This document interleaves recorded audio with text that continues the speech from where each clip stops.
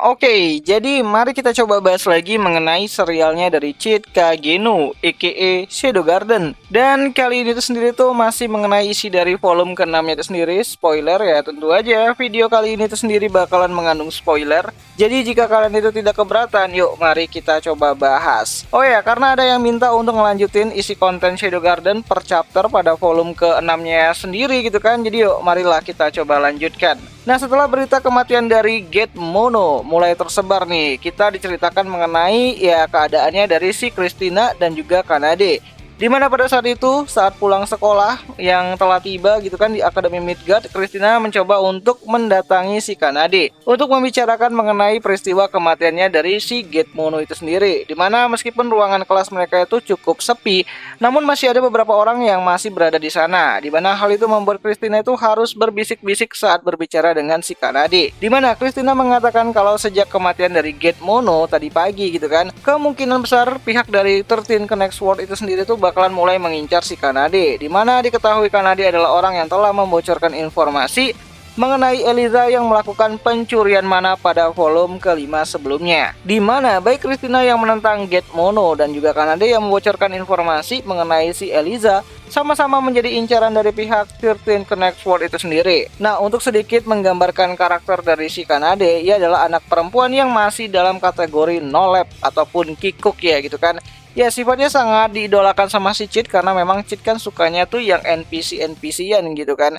Nah, saat Christina mengatakan kalau pihak dari 13 Connect Sword saat ini tuh pasti berburu orang-orang yang mungkin terlibat ke dalam masalahnya si Eliza.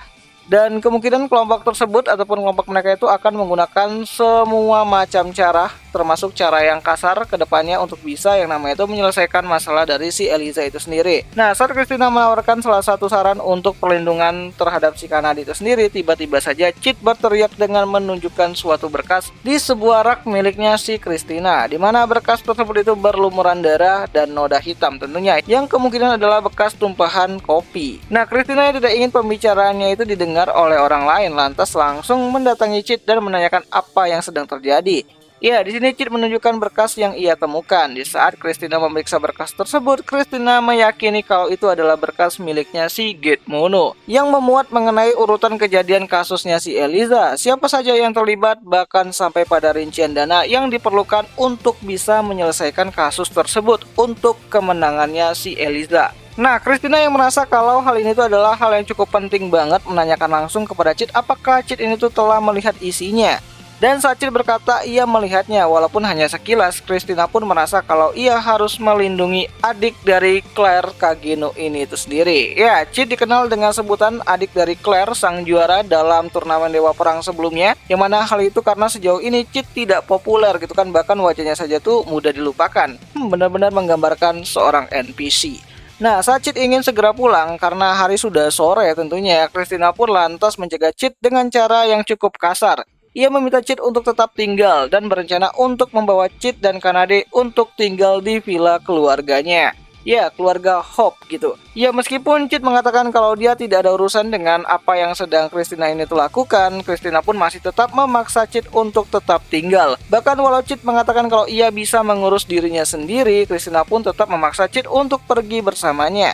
Karena Christina mengatakan kalau Cheat tidak ingin kepalanya itu dipenggal saat sedang tidur, Cheat pun harus ikut Christina ke villanya bersama dengan Kanade juga tentunya. Oh ya, di sini Cheat sempat mengatakan kepada Christina ya bahwa ada sesuatu di balik berkas yang dipegang oleh si Christina tersebut yang bertuliskan Jack the Ripper, yang mungkin adalah orang yang telah memasukkan berkas tersebut itu ke rak miliknya si Christina. Dan Cheat berkata kalau ia tidak ada hubungannya dengan semua itu dan bisa menjaga dirinya sendiri dan ingin cepat-cepat pulang lah gitu kan ke rumah gitu. Namun sekali lagi Christina tetap memaksa Cheat untuk tetap tinggal bersama dirinya, karena menurut si Christina secara nilai Cheat sama sekali tidak terlihat kuat untuk bisa melindungi dirinya sendiri. Dan akhirnya pun mereka bertiga, Christina, Kanade, dan Cheat tinggal bersama. Nah, setelah sesampainya Cheat di kediaman mewahnya milik Christina Hope gitu kan, Chit dan Kanade berada di ruangan tamu dan tentu saja mereka ditawarkan kopi hangat berkualitas tinggi dari perusahaan Mitsugoshi. Di mana Kanade meminta Chit meminum kopi mahal tersebut hingga habis karena menurutnya Chit tidak akan bisa lagi mencicipi kopi mahal tersebut di tempat lain kalau bukan di sini.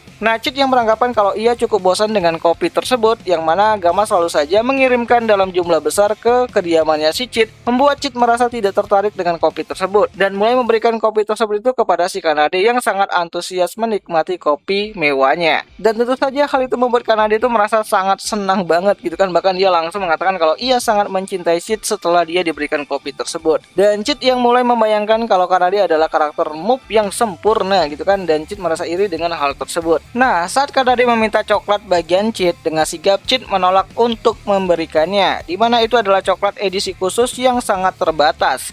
Ya, meskipun Chit juga sudah pernah dikirimkan sama si Gama ya beberapa produk awal bulan lalu, namun tetap aja Chit nggak mau ngasih itu coklat kepada si Kanade, dan Kanade pun langsung ya ngambek lah gitu kan, dan langsung mengatakan kalau dia tuh sangat membenci Chit. Ya, labil banget nih si Kanade gitu kan, walaupun begitu ya tetap kawaii sih.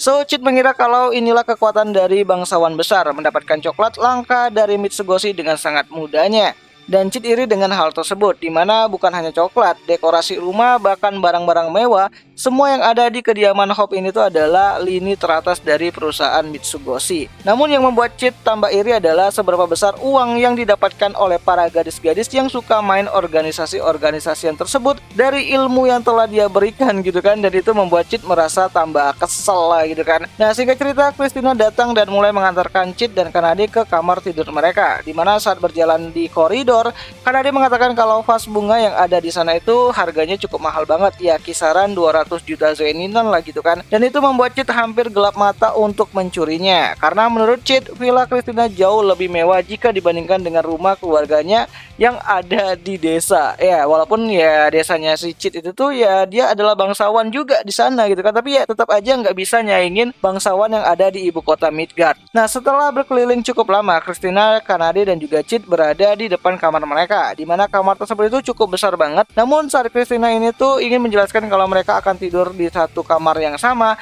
untuk meningkatkan penjagaan, Chit pun mulai setuju nih, dimana Kanade berkata kalau Chit berbuat senonoh pada dirinya, Kanade akan menghajarnya langsung, karena menurut Kanade dia lebih kuat daripada Chit itu sendiri. So, singkat cerita, mereka pun akhirnya membagi posisi tidur mereka, dimana Kanade di kanan, Christina di tengah, dan Chit di sebelah kiri, dekat dengan jendela, sebuah posisi yang pas untuk orang yang akan mati pertama dulu tuh gitu kan, jika ada penyusup yang masuk lewat jendela. Bener-bener sadis banget nih posisinya si Chit gitu kan. Ya, meskipun begitu, Christina yakin kalau Chit akan aman di sana, karena memang ada penjaga juga yang berada di luar jendela tersebut. Ya, lebih tepatnya itu adalah di bagian koridornya sih. Nah, sebelum tidur, Kanade pergi ke toilet untuk buang air kecil, sedangkan Christina mulai menceritakan mengenai kasus dari kematiannya si Getmono kepada Chit itu sendiri, dimana Christina bercerita kalau berkas yang ditemukan Chit bisa saja berkaitan dengan kasus pembunuhan Getmono tadi pagi. Dan setelah Kanade kembali dari kamar mandinya, mereka bertiga pun akhirnya pergi untuk makan malam sebelum tidur, dimana makanan yang disajikan di atas meja merupakan makanan-makanan yang Chit kenali seperti sushi dan yang lainnya gitu kan. Dan benar saja rasa dari makanan-makanan tersebut itu berasal dari resepnya Mitsugoshi.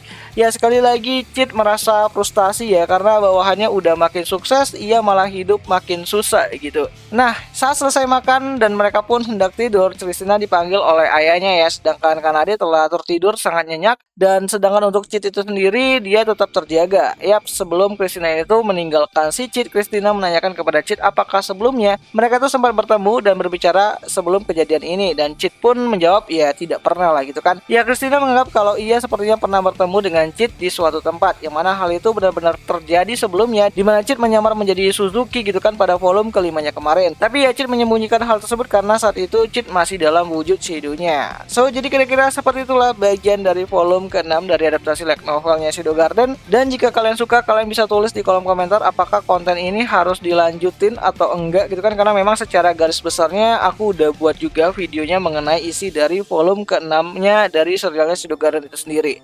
Dan ya, itu aja lah dulu mengenai video kali ini, dan seperti biasa sampai jumpa di video yang selanjutnya. Jani.